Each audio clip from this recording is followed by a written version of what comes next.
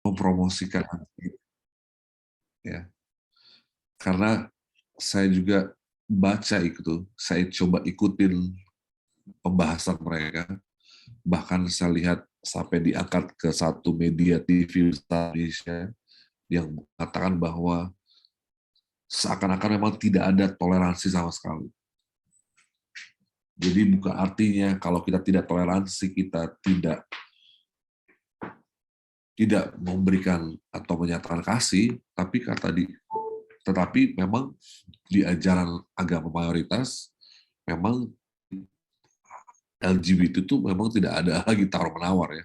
Apapun itu bentuknya, apapun itu alasannya, yang namanya LGBT tetap adalah tidak baik, atau mungkin lebih jelasnya tidak sesuai kodrat manusia. Jadi kalau saya bisa pinjam kata Gilbert Moinong, ya kita kan nggak ngelihat ya kalau binatang ya kayak monyet atau anjing ya, kita jarang ngelihat mereka sama sesama jenis, apalagi manusia itu kalau kasarnya atau bercandanya kata mereka. Tapi sekarang saya juga sengaja bawa topik ini karena apa? Karena saya ingat di tahun 2015 pertama kali saya datang ke Amerika liburan, saya itu jalan-jalan ke rumah Naburu ya, ke rumah tante di daerah Sacramento. Sacramento itu ibu kota California. Di Sacramento itu udah nggak jauh dari San Francisco. Akhirnya tante saya ini sama suaminya bawa saya main-main ke San Francisco. Ternyata bulan Juni itu 2015 adalah parade pertama setelah LGBT itu disahkan. Jadi setiap bulan Juni sejak tahun 2015 itu dinamakan Pride Month, bulan LGBT ya di Amerika ini ya. Jadi kalau dibilang bulan Juni di sini tuh sangat terkenal dengan LGBT. Jadi banyak sekali sudah banyak sekali memang pergerakannya di seluruh dunia, tapi memang di 20 tahun terakhir ya sejak awal 2000 gerakan LGBT semakin meluas, dan teman-teman yang lahir di akhir tahun 90 dan awal tahun 2000 pasti sudah tidak merasa asing dengan isu seperti ini. Jadi saya mau tanya nih sama teman-teman sebelum saya mau share, siapa di sini yang punya pandangan yang sama atau berbeda tentang LGBT? Apa sih yang kalian tahu? Apa sih menurut kalian yang Alkitab bilang soal LGBT? Ya, jadi saya nggak nanya pandangan pribadi ya, saya nggak nanya soal pandangan sosial, saya nggak nanya soal pandangan menurut beberapa orang, tetapi saya nanya bagaimana dengan pandangan Alkitab yang teman-teman tahu. Coba, ada yang boleh share, ada yang mungkin bisa share kira-kira sepengetahuan kalian, menurut Alkitab apa sih? Apa sih? Atau bagaimana sih seharusnya orang Kristen deal atau berhubungan dengan kaum LGBT? Menurut kalian, jadi nggak ada yang salah ya? Ini nggak ada yang bisa disalahin. Cuma pengen tahu aja, menurut kalian itu bagaimana? Kalau menurut aku sih, bentar ya. Apa? Baby dulu aja. Sorry agak ribut. Kalau menurut aku sih pandangan aku tentang yang dia bicarakan tentang LGBT kita waktu zaman zaman Lot pada satu Sodom dan Gomora ya. Yes. Sodom dan Gomora pada saat itu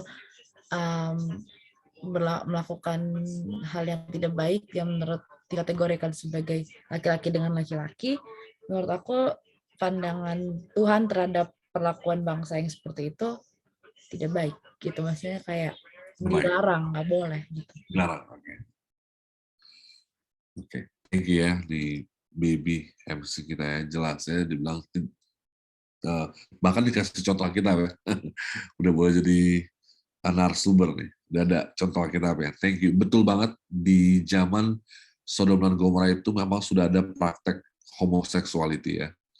Mungkin namanya dulu bukan LGBT ya. LGBT itu kan pengelompokan ya. Bahkan eh, versi lengkapnya itu LGBTQ+. Saya nggak tahu kalau itu juga sama kayak di Indonesia ya. Oke, tadi ada yang mau tambahin lagi? Menurut kalian nih, menurut kalian, ini nggak ada yang salah ya. Saya nggak mau menghakimi jawaban kalian. Tapi menurut kalian, apa sih pandangan Alkitab bagaimana orang Kristen berhubungan atau berhadapan dengan orang-orang homoseksual atau LGBT? Kalau menurut aku, kalau dalam pandangan dan harus bagaimana, pandangan yang udah pasti sesuai sama yang Baby bilang ya, itu tidak benar. Nggak pakai AIWO lagi ya, itu tidak benar karena Tuhan menciptakan Adam dan Hawa, bukan Adam dan Adam atau Hawa dan Hawa. Jadi itu tidak benar. Tapi kalau yang aku tangkap dari pertanyaan pendeta, bagaimana kita sebagai orang Kristen ya melihat dan bagaimana kita harus menanggapinya, harusnya sih kita menanggapi itu yes, itu tidak benar, tapi kita nggak punya hak untuk yang kayak langsung menghakimi, menjudge, bahkan membuat mereka merasa tidak layak hidup gitu di dunia ini. Karena mereka itu kan manusia dan Tuhan bilang kita harus ya menyampaikan itu dengan kasih. Jadi ya kalau dari orang Kristen harusnya itu sih. Tidak menyetujui itu, hal itu, nggak bilang hal itu benar, tapi bukan meng-hate gitu, bukan membenci. Itu aja sih, Pendeta. Thank you Tere. Tere menegaskan lagi apa yang Baby katakan dan bahkan mengingatkan lagi bahwa kita bisa mungkin gak setuju tapi berarti kita punya hak untuk menghakimi. Oke, thank you, jelas banget. Ada lagi mungkin, satu lagi mungkin. Kalau aku sendiri justru sebenarnya aku punya di pertemanan aku Gimana ini nih? ada temennya temen sih. Oke. Cuman iya, jadi dari awalnya tuh dia cowok ya, gerak-geriknya tuh udah emang agak gitu deh. Terus habis itu baru aku kira tuh dia hanya penampilannya aja gitu yang kayak gitu. Aku nggak mikir ke yang lain karena itu balik lagi aku merasa ya siapa aku untuk menjudge kan. Jadi aku sampai titik dan orang ini tuh baik banget. Tapi tiba-tiba pas aku liatin story Instagramnya, bener-bener isinya dia kayak ngepost cowok mulu. Yang kayak pakai heart, yang kayak gitu-gitu. Jadi dari situ aku kayak, waduh gawat gitu kan. Dan yang aku sedihin nih, orang-orang yang kayak gitu tuh, mostly mereka apa ya, kayak karakter mereka tuh oke banget gitu di mata aku ya, maksudnya yang aku alamin ya. Karena dia sendiri sharing kayak, "Iya gue harus bangun jam 6 pagi setiap hari, pokoknya bokap gue tuh disiplin."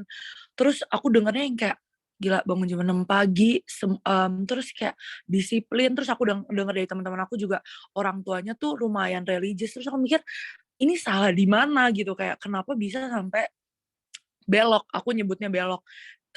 Cuman, eee aku belum tahu gimana cara nanggepinnya, cuman aku sama kayak Tere, aku bener-bener nggak nggak bisa tuh kayak, ya udahlah nggak apa-apa. Aku sebenarnya pengen banget ngomong yang kayak, "Jangan," gitu, tapi aku merasa kayak masih butuh, apa ya, cari tahu lagi nih gimana cara ngomong, karena ini lumayan menantang ya. Kalau misalnya nakal-nakalan yang kayak ngerokok, mabuk, itu kan masih bisalah kita kayak aku merasa masih bisa yang kayak, "Ah, lu mah jangan gitu." Tapi kalau udah soal LGBT ini, menurut aku ini lumayan susah karena takutnya nanti kita dianggap gak me-respect kalau misalnya kita ngomong, padahal sebenarnya buat kebaikan mereka kan. Cuman kita juga nggak boleh ngehakimin, jadi ini sharingan aja sih, lebih ke sharingan. Tapi aku juga ingin bertanya kembali ke pendeta gimana ngadepinnya. Itu aja dari aku. Nah, ini dia. Ini versi realitanya nih. Memang gimana ya? Bagi kita, khususnya kita ini, termasuk saya yang lahir di Indonesia, kalau melihat hal seperti ini, kita memang secara natural ya, generasi kita tuh pengen menerima ya. Tapi nggak tahu ya kalau teman-teman itu juga mengalami dilema di mana bagaimana saya harus menerimanya gitu. Bagaimana saya harus menerimanya kalau saya tahu itu salah gitu. Oke, saya nggak menghakimi, tapi sampai batas mana saya bisa menegur dia atau bersama dengan dia atau terlalu dekat dengan dia atau melihat apakah saya biarin aja dia seperti itu, karena kita nggak bisa sangkal bahwa kita ada beban moral ya, ada beban moral. Jadi kalau teman-teman merasa seperti itu, yang mau saya bilang ialah berarti masing-masing kita tuh masih punya dorongan Roh Kudus. Ya, jadi saya nggak bilang bahwa kalau teman-teman ini atau saya sempurna, enggak. Tapi kalau kita masih ngerasa beban itu, artinya masih ada beban Roh Kudus. Jadi kalau kita merasa seperti, aduh ini benar gak ya pendeta ya? Itu kalau ada pertanyaan seperti itu, artinya masih ada Roh Kudus. Kalau kita udah nggak ngerasa lagi, nggak ada lagi roh introspeksi, itu dia, itu artinya kita sudah mulai berpikir dengan akal manusia. Jadi kalau kita merasa bahwa, nggak apa-apa kok kalau kita gini, nggak apa-apa kok. Jadi kita main pinter-pinteran ya. Ini biasanya manusia seperti itu. Jadi saya mau sengaja angkat ini supaya bukannya supaya anak-anak papi itu jadi judgmental, bukan. Saya nggak bilang bahwa kita harus jadi lebih menghakimi, bukan. Tapi supaya kita lebih pasti apa yang harus kita ketahui mengenai LGBT. Coba saya mau tanya, kira-kira di Alkitab Sodom dan Gomora itu terdapat di mana ceritanya kira-kira? Kira-kira itu terjadi sebelum bangsa Israel atau setelah bangsa Israel? Belum ya. Abraham. Sebelum ya. Mm-mm. Berarti kalau dibilang sebelum itu sudah lama banget ya. Itu dosa itu sudah lama banget berarti ya. Yang saya coba cari-cari di Alkitab, praktek-praktek homoseksuality yang nyata ya, yang dicatat itu ada 2. Kalau nanti teman-teman bisa buka Hakim-Hakim 19 itu ada cerita. Karena saya mikir loh, pernah nggak teman-teman mikir, ini kenapa di cerita bisa ada di Alkitab gitu? Kenapa? Jadi kalau teman tahu, buku Hakim-Hakim atau periode zaman Hakim-Hakim itu adalah salah satu periode yang tergelap, terkelam, terjahat di sepanjang bangsa Israel. Jadi kalau teman-teman tahu, cerita-cerita di kitab Hakim-Hakim ini kadang-kadang suka absurd, suka aneh gitu, suka kayak nggak kebayang gitu, kok bisa begitu gitu ya. Jadi apa yang terjadi di buku Hakim-Hakim pasal 19 itu sama kayak ceritanya Sodom dan Gomora. Ya, mereka memaksakan untuk Lot supaya orang yang menjaga Lot itu atau malaikat itu memberikan Lot ya, supaya mereka bisa tindak ya, mereka bisa sodomi kali ya. Jadi di cerita yang sama juga di Hakim-Hakim pasal 19 ya, tapi kita tahu bahkan pemilik rumahnya katakan udah ambil aja keluarga saya, jangan tamu saya. Jadi kita tahu satu bahwa LGBT itu kita harus mengerti akarnya. Kita harus mengerti awalnya apa. Dan itu bukan terjadi sekarang, bukan baru-baru ini, sudah ada dari dulu. Dan kalau teman-teman tahu di kitab Imamat, ya Imamat ini kan berisi hukum-hukum ya, hukum-hukum yang meregulasi kemasyarakatan ya, ataupun juga kerohanian. Yang salah satunya ialah bahwa dikatakan jangan ada penyimpangan hubungan seks. Jadi kalau kita sebagai orang Kristen melihat bahwa kaum LGBT ini mereka itu adalah penyimpangan hubungan seks. Jadi kita nggak menghakimi atau nggak mengatakan bahwa LGBT itu penyakit. Kita nggak bilang bahwa LGBT itu adalah kutukan ya. Kalau contoh kayak tadi Biu bilangnya, saya juga punya teman gitu ya. Jadi saya punya teman ini kayak agak feminin gitu, gerak-geriknya tuh seperti feminin. Bahkan waktu saya di Filipina ada yang membedakan diri itu setelah saya punya tugas pelajaran saya untuk menginterview menginterview LGBT ya. Terus saya ternyata temukan ada beberapa jenis memang. Ada memang orang bilang waktu saya interview dia bilang, oh saya bukan LGBT, saya cuma feminin aja. Jadi kamu kayak salah subjek kayak. Jadi dia dengan gaya ya seperti wanita, dia bilang, oh saya bukan LGBT, saya cuma memang gayanya feminin. Tapi saya masih suka sama wanita. Oke. Jadi kalau dibilang LGBT itu bukan gerak-geriknya kayak banci. Ya, mungkin kalau gerak-gerik itu mungkin itu pengaruh kali ya, atau tekanan sosial lah. Tapi kalau dibilang LGBT itu artinya mereka punya ketertarikan dan mendukung aktivitas seks sesama jenis. Ya, itu yang kita tahu bahwa mereka itu punya penyimpangan seks. Jadi itu bukan penyakit, itu bukan gen. Jadi kita nggak salahin apa-apa, itu adalah sebuah tidak penyimpangan. Nah, masalahnya gini, saya mau tanya. Gimana kita tahu itu salah. Gimana kita bisa bilang itu salah?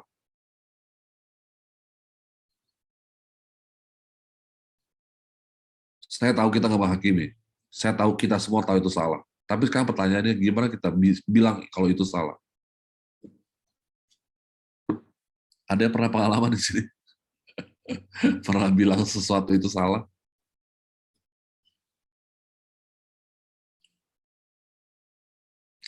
Belum berani ternyata.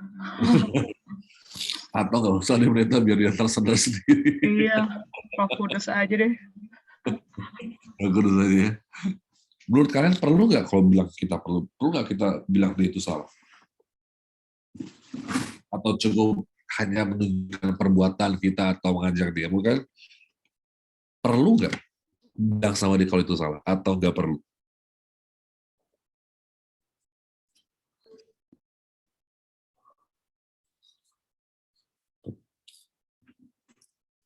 Paling Gimana? enggak dia tahu yang maksudnya ya itu salah sih, memang harusnya dia tahu ya. Oh, aku ada. Perlu tahu gitu maksudnya. Dia perlu, gimana? Perlu tahu, oke, setuju. Ada yang lain? Perlu tahu, malah kadang tuh beberapa ada temen aku, jadi dia pernah, beda lagi nih, aku juga bingung kenapa aku punya temen kayak gini. Jadi ada temen aku, dia pernah belok, tapi dia tuh tahu itu salah, belok LGBT, dia tahu itu salah, tapi dia tetap lakuin. Dan dia tahu aku bener-bener menentang dari awal, karena aku nggak nyangka kan, jadi aku sering bahas gitu sama dia, bedanya karena kita udah saking dekatnya, kita sering bahas. Terus akhirnya dia tuh nggak berani sebenarnya ngasih tahu aku.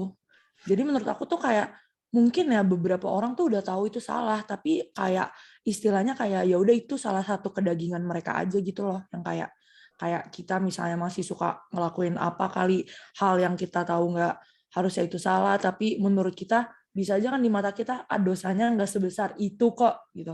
Nah jadi aku mandangnya kayak oh ternyata beberapa orang tahu ya yang mereka lakuin itu salah. Cuman kayak ya gimana ya, mereka juga mungkin mengasihani dirinya sendiri. Aku juga bingung kalau kayak gitu. Yang penting menurut aku kita harus apa ya, dengan baik-baik menunjukkan kalau itu salah gitu. Ya nggak sih? Pokoknya. Betul. Betul. Kayaknya masih koma itu, Mi. Belum lepas semuanya kayaknya itu. Ada ketahan kayaknya. Nggak tahu. Intinya harus nunjukin aja enggak gitu. Aku nggak tahu lagi apalagi gimana caranya, gimana secara baik, karena menurut aku ini topik yang sangat amat sensitif gitu. Jadi aku sangat belum tahu juga harus ngapain sih. Cuma aku sedih banget sih, kayak ya ampun nih orang. Ya, jadi pertama-tama ya, saya mungkin juga mau kasih ingat sama kita bahwa betul, kalau konteks Indonesia biasanya semua orang tuh tahu itu salah. Tapi, makanya tadi saya perlu jelasin, kenapa kita perlu bilang itu salah? Karena banyak orang-orang LGBT itu menganggap Kristen itu menghakimi orang LGBT dan semena-mena gitu. Makanya perlu dikasih tahu apa sih yang salah dari. Jadi kita tuh harus kasih tahu apa yang menurut kita salah. Jadi nanti jangan sampai dikira bahwa kita ini orang Kristen itu cuma anggap pokoknya semua perilaku gerak-gerik jenis-jenis rupa-rupa LGBT semua salah. Jadi mungkin mereka pikir bahwa kita berpikir kalau semua LGBT itu masuk neraka. Jadi karena perlu kita kasih tahu apa yang salah dengan LGBT. Karena nggak semua mereka juga tahu sebenarnya apa sih LGBT. Yang mereka tahu hanya, oh iya, gue memang kayak gini. Gue memang lebih suka cowok gitu. Gue lebih suka sesama cewek gitu. Jadi kalau kita kasih tahu apa yang salah, jadi mereka itu juga tergantung dengan nada kita ya tergantung dengan tatapan kita. Mereka bisa sadar, mereka bisa ngelihat dari kita kok, cara kita ngomong, cara kita melihat mereka. Jadi kalau sebelum kita ngomong kita berdoa dulu. Nah, saya nggak bilang bahwa kalau punya teman atau kenal seseorang LGBT langsung tiba-tiba pasang agenda langsung deketin orang itu bilang, lu tau nggak, lu tuh salah. Jadi nggak kayak gitu juga. Saya nggak mengajarkan konfrontasi yang naif. Ya, jadi saya rasa itu bukan seperti itu caranya. Cara zaman sekarang tuh berbeda ya. Cara zaman sekarang tuh nggak seperti itu anak muda zaman sekarang ya. Mereka nggak bisa dibilang langsung konfrontasi. Bagaimana cara Nabi Nathan ngobrol sama Daud? Waktu Daud berdosa. Kasih cerita ya. Kasih cerita ya, kasih Ilustrasi. perumpamaan kan, Iya. ilustrasi. Nah, jadi kalau kita mau bicara sama orang yang sensitif, kita harus pakai sebuah alat atau sebuah ilustrasi atau sebuah cara yang lain untuk bukan gini ya, beda artinya memberitahukan dan menegur. Jadi tugas kita pertama tuh jangan langsung menegur gitu. Ngerti nggak bedanya memberitahukan dan menegur? Menegur tuh seperti ini. Lu tahu nggak kalau tuh lu bakal masuk neraka? Itu menegur. Kalau memberitahu tuh seperti ini. Kamu tahu yang kamu tahu ya apa yang kamu buat ini. Jadi kita tuh lebih menyadarkan dia, membuat dia melek sama apa yang dia buat. Jadi kalau dia sudah lakukan itu secara sadar, disitulah baru kita menegur. Ngerti nggak? Jadi contoh, oh lu suka ya sama dia ya? Gimana tuh? Kenapa? Jadi kita tuh harus malahan untuk memberitahu, kita harus cari tahu dulu apa yang dia tahu.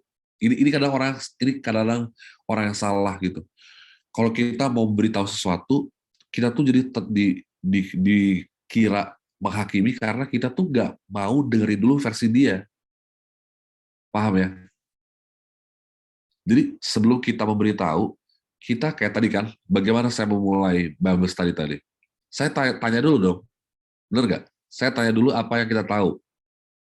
Jadi saya nggak langsung kasih tahu Baby, kasih tahu Krista, kasih tahu Miu, Tere, Brandon, begini ya caranya, enggak. Saya harus mulai dari kalian.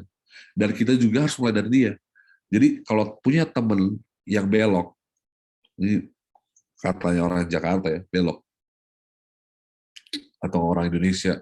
Kalau kita tahu orang yang belok, kita temenin dia, kita tanya sama dia,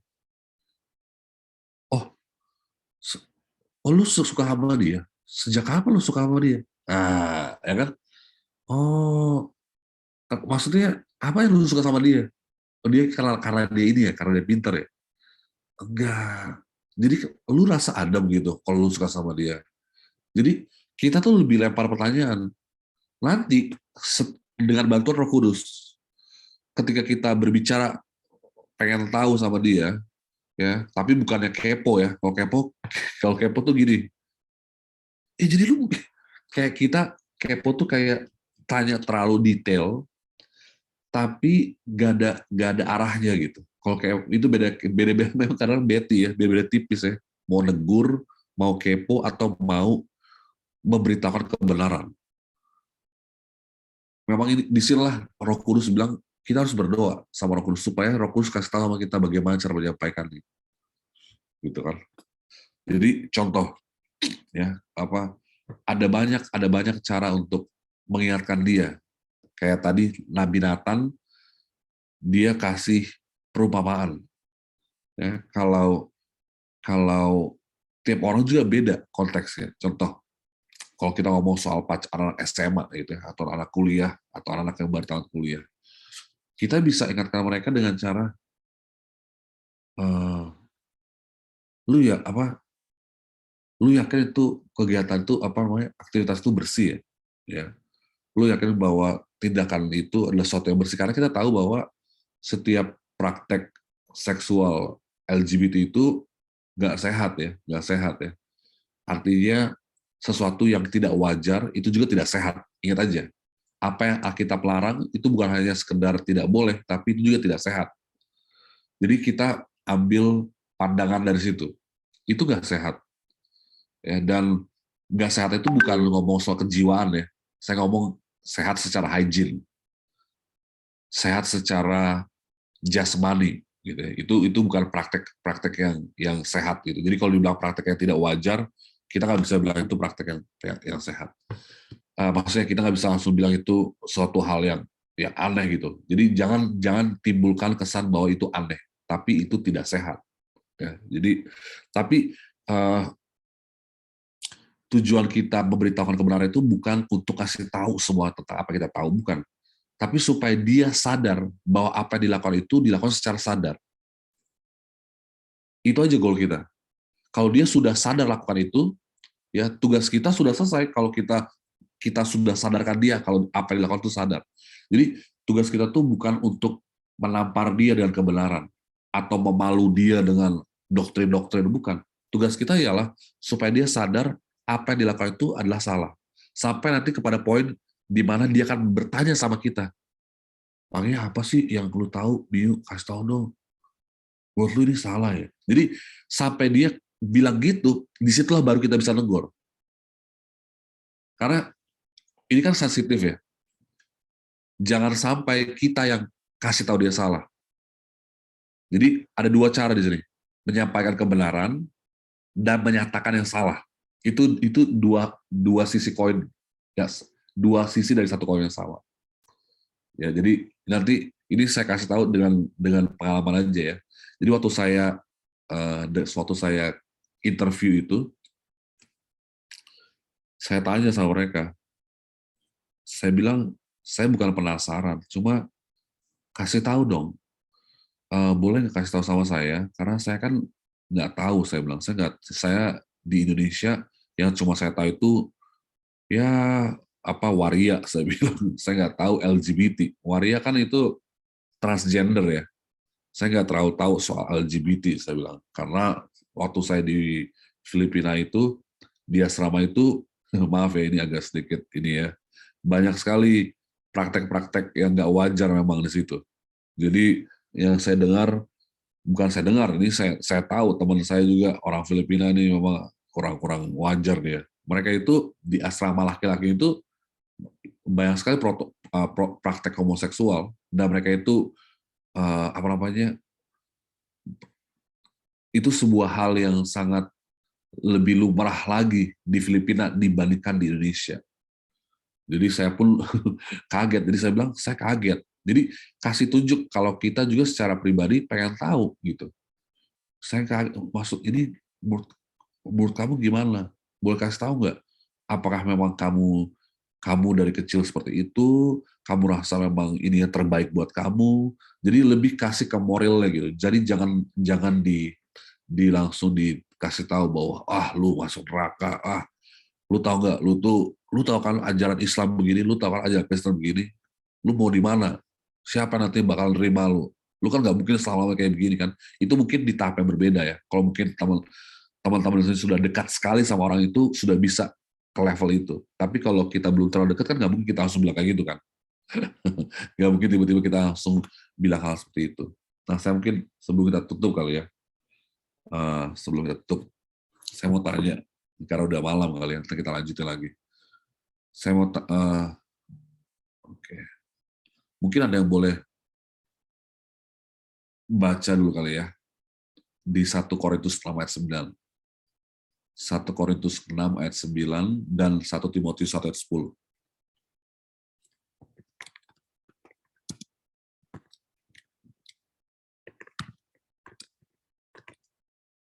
Satu Korintus 6 ayat 9, atau tidak tahukah kamu bahwa orang-orang yang tidak adil tidak akan mendapat bagian dalam kerajaan Allah?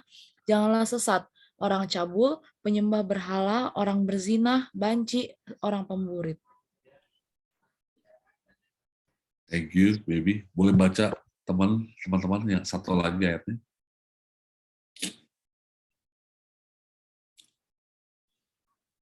Satu Timotius 1 ayat 10.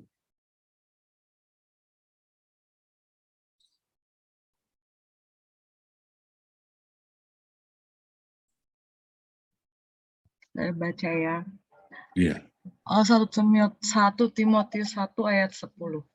Bagi orang cabul dan pemburit, bagi penculik, bagi pendusta, bagi orang makan sumpah, dan seterusnya, segala sesuatu yang bertentangan dengan ajaran sehat.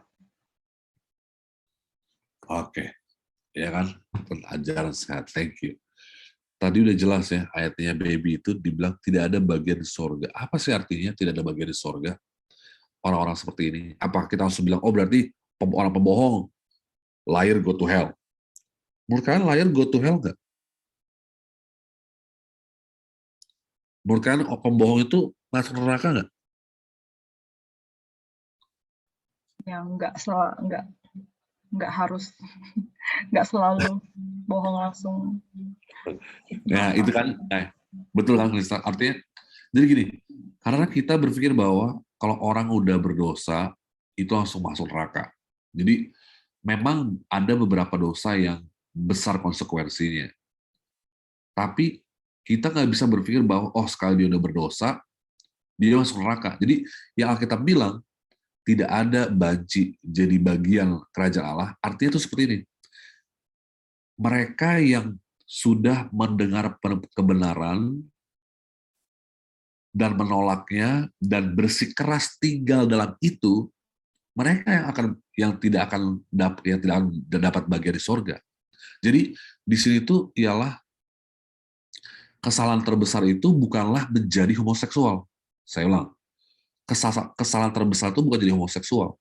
Kesalahan terbesar ialah ketika kita menolak suara Roh Kudus, mengeraskan hati kita, tidak mau mencari tahu tentang kebenaran. Itu yang membuat seseorang akan masuk tidak jadi bagian dalam kerajaan surga. Udah ngerti ya? Jadi selama seseorang itu bergumul, selama seseorang itu berusaha untuk keluar dari LGBT, orang itu menyadari bahwa kebenaran itu masih bekerja dalam kehidupan dia. Tapi memang bagi beberapa orang, itu akan mengambil waktu bertahun-tahun, bahkan sampai tua. Jadi, malahan yang saya mau kasih tahu sama teman-teman di sini adalah jangan menyerah. Jangan menyerah untuk orang-orang ini.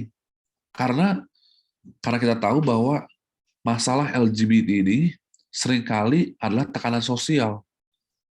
Kalau kita tidak memberikan pengaruh sosial yang positif, berarti kita tidak mengambil bagian kita, dan kita sudah mudah menyerah. Gitu. Jadi, kalau sekarang malam ini kita bicara bagaimana berhubungan dengan orang LGBT, saya tidak mengatakan bahwa kita langsung serta-merta, oke, pendeta, saya sudah tahu ayat-ayatnya. Oke, pendeta, nanti saya cari waktu untuk menegur dia. Itu gampang, saudara. Itu bukan mengasihi.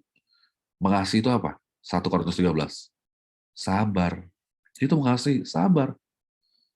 Jadi kalau kita tahu kita mengasihi seseorang, harus sabar.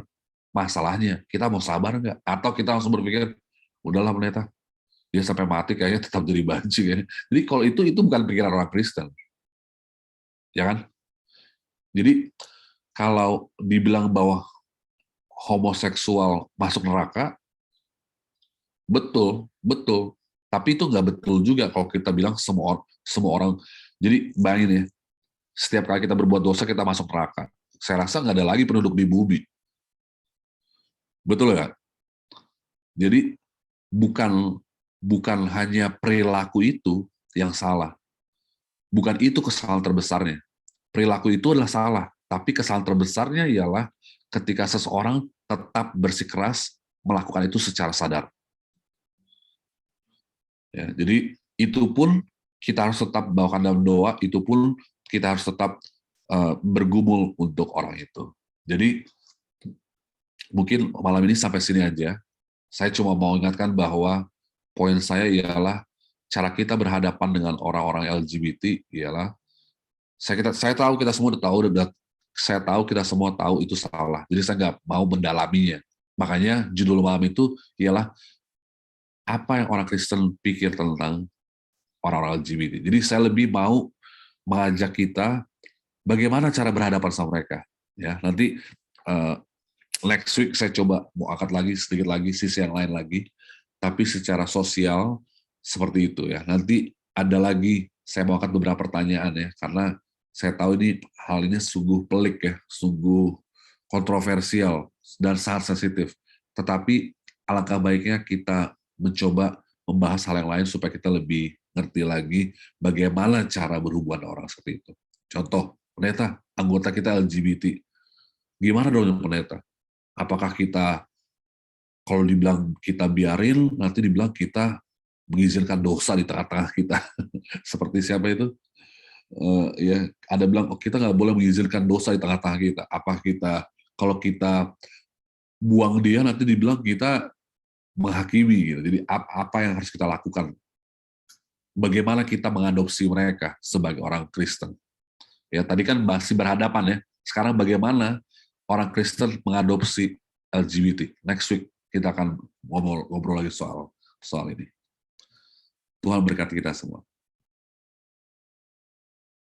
Amin. Terima kasih pendeta atas pembelajaran yang telah dibawakan. Kita jadi tahu hal-hal baru ya, di mana tadi jika kita bertemu orang seperti itu atau kita punya teman yang seperti itu, lebih baik kita jangan langsung approach mereka dengan kayak kamu salah, kamu berdosa, nggak boleh kayak gitu. Kita harus mendekati mereka, dan bahkan kalau mereka ingin mencari tahu tentang Tuhan, kita juga harus cari tahu tentang mereka dan juga lihat bagaimana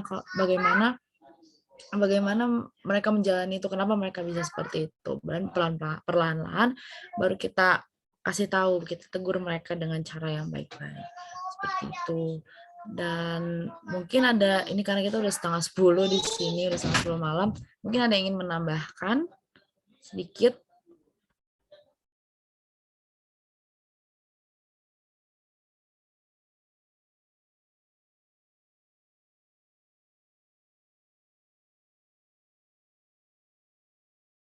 Oke, baik. Mungkin jika sudah tidak ada yang ingin menambahkan atau ingin bertanya, dan terima kasih Pendeta Wilson yang telah membawakan tadi pembelajaran baru dan ayat-ayat baru. Dan jujur tadi aku baru tahu kalau di Alkitab juga ternyata membahas banci itu ternyata ada ya. Aku kira kayak di Alkitab itu nggak ada yang tahu gitu. Bukan ada yang tahu, maksudnya nggak ada pembahasan tentang hal itu yang spesifik langsung dibilang banci gitu, nggak ada. Ternyata ada pas aku baca ayat tadi.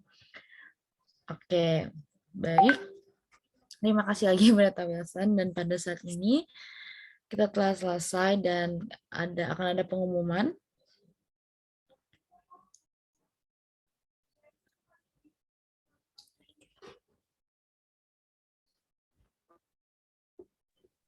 Benar, baby.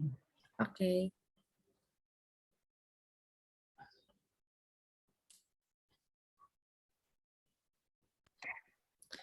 Oke. Untuk pengumuman kita, yang pertama, see you next week di pembahasan kita yang selanjutnya. Nggak sabar banget buat ngelanjutin pembahasan tentang ini. Dan kiranya kita bisa ngajak orang-orang dan pemuda-pemuda lain buat join lagi, biar kita lebih bisa belajar tentang firman Tuhan lebih dalam lagi. Selanjutnya, ibadah sahabat TTPI besok secara online dari jam 9.00 waktu Indonesia Barat sampai jam 12. Kita akan ada ibadah yang dipimpin oleh pembicara firman Dr. Ronald Panjaitan yang berjudul Menjadi Peringatan Bagi Kita. Selanjutnya, oke, besok kita akan ada kebaktian PGW 18 secara offline di Buperta Cibubur yang akan dibawakan oleh Kak Daryl Hursina dari jam 14.00 waktu Indonesia Barat sampai selesai. Kiranya nanti teman-teman bisa hadir biar kita bisa ketemu sama-sama, bisa PA bersama-sama. Juga program-program reguler TTPI seperti biasa, yaitu Doa Subuh Priti setiap hari Minggu dan Kamis, jam 4.20 sampai jam 5.25 waktu Indonesia Barat. Juga Bible Study BWA X AFI yang berjudul Sanctuary setiap Senin bulan Mei. Dan juga Rabu malam permintaan doa dari jam 19.30 waktu Indonesia Barat sampai selesai. Kiranya kita semua dapat hadir di program-program TTPI tersebut. Baik, itu saja pengumuman kita untuk saat ini. Dan pada saat ini kita akan doa tutup. Doa malam ini boleh dari kita yang akan berdoa karena Pendeta Wilson sedang sakit, jadi kita akan mendoakan. Jadi yang akan membawakan doa kita pada malam hari ini adalah Tere. Tere, dipersilahkan. Oke, mari kita berdoa. Tuhan Allah Bapa kami yang bertahta dalam kerajaan surga, Tuhan terima kasih banyak karena pada malam hari ini di hari Sabat-Mu yang kudus kami masih dapat diberi kesempatan untuk kami boleh belajar Alkitab ya Bapa. Terima kasih walaupun dengan kondisi Pendeta Wilson yang kurang sehat, tapi Engkau tetap berikan semangat dan hikmat untuk menyampaikan pekabaran-Mu pada malam hari ini mengenai pandangan kami sebagai orang Kristen terhadap LGBT. Tuhan, terima kasih karena Engkau telah memampukan Pendeta Wilson untuk menyampaikan pekabaran pada malam hari ini. Tuhan, kiranya Engkau boleh memulihkan apapun yang sedang terganggu kesehatan daripada Pendeta Wilson. Kiranya Engkau boleh jamah melalui makanan, minuman, maupun waktu istirahat. Kiranya Pendeta Wilson boleh segera pulih dan dia boleh kembali menjalankan aktivitas dan khususnya pelayanannya tanpa ada halangan atau gangguan rasa sakit apapun ya Bapak. Tuhan, terima kasih malam hari ini kami bertuju di dalam Zoom ini, kiranya Engkau boleh memberkati masing-masing kami, memberikan kami Roh Kudus-Mu sehingga apa yang telah kami dengar itu boleh kami tumbuhkan di dalam iman kami, khususnya dalam kami memandang orang-orang yang mungkin ada di dalam lingkup LGBT ini. Kiranya Engkau berikan kami lebih banyak hikmat dan kasih-Mu. Siapkan hati kami untuk menerima pembelajaran yang baru ya Bapa di Sabat depan, di Jumat depan. Kiranya kami boleh siap dan terus semangat untuk belajar akan firman Tuhan bersama sesama pemuda dan juga bersama Pendeta Wilson ya Bapak. Terima kasih Tuhan, berkati masing-masing kami di sini, ada Kak Krista, Kak Brandon, Miu, Baby, Kak Archie, dan juga Pendeta Wilson sendiri bersama Kak Bella yang ada di sana. Kiranya Engkau terus akan menyertai kami dan kami yang ada di sini akan istirahat malam ini. Kiranya Engkau akan melindungi kami, memberikan kami istirahat yang cukup, sehingga kami dapat boleh bangun besok dengan jasmani yang baru, rohani yang baru, dan semangat untuk beribadah ya Bapa. Terima kasih Tuhan, inilah seru doa kami. Ampunkanlah atas segala dosa kami, ataupun pemikiran-pemikiran kami yang tidak seturut dengan kehendak-Mu pada malam ini ya Bapa. Kiranya Engkau mau mengampuni, dan Kau akan menjawab doa-doa kami. Kami bawa doa ini di dalam nama Yesus, Juru Selamat kami yang hidup. Haleluya. Amin.